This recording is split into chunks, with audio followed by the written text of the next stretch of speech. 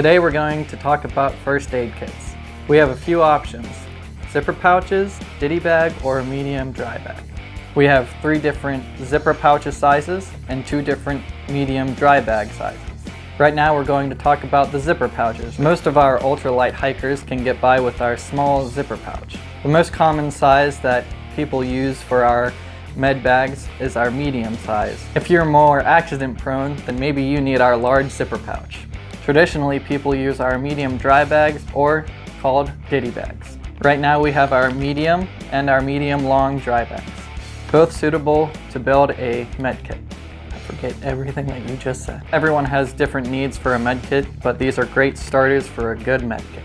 Made from ultralight fabrics and made custom here in the USA. We have these products and many more products on hilltoppacks.com. I'm Christian Wilson from Hilltop Packs, and that's all I have to say about that.